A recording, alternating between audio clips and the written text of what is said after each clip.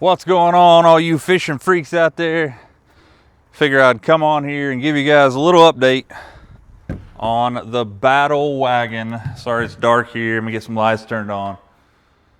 That is known as the Stratus 201 Pro XL. You see back here I got the motor cover off, which is never a good thing, but that, my friends, is not the problem.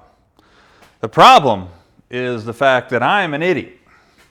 Running in some shallow water the other day and absolutely crushed some rocks. Didn't realize how shallow it was. Turned out to be extremely shallow.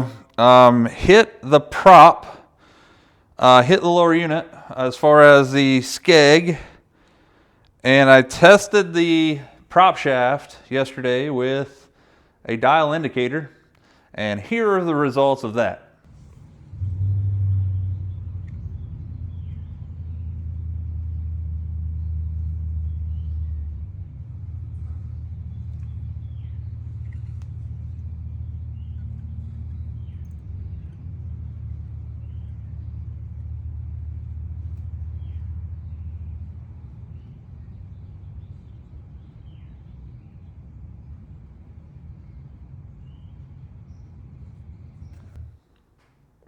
So as you can see, it's about 40 thousandths out of round, or out of straightness. The spec is 7 thousandths of an inch, not 40 thousandths.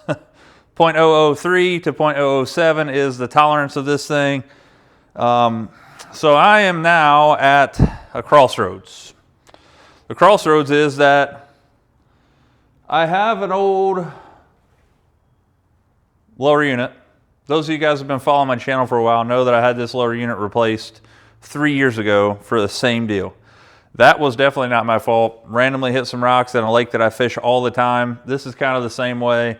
You guys saw the last video to show you what's up. But I have a lower unit over here that has the prop shaft still in it. And if it is good, then it's going to be a way cheaper fix than I thought. I'm just going to have to have Malone or Chris Malone, Malone's Marine, replace that. But if that's not the case, then I'm probably looking at a new prop shaft if I can find one, because parts for these E-Techs are supposedly really hard to find anymore because Evinrude doesn't make engines anymore. They're out of business. They're not out of business, but they don't make engines like this anymore, so they're not making parts for them. Now, that being said, I have a couple of options. One of those is to buy a brand new lower unit from BRP, which I've already done in the past, and the parts alone is $5,700. I know that because I bought one time, $5,700. It's going to be more expensive this time because the prop is jacked up too. My prop is going to go to Mark Croxton in Indiana here very soon to get fixed, hopefully. That's going to cost about $500 because I'm going to have him blueprint it, fix it, and do all the things he does to it. Put a new hub in it because I spun the hub also.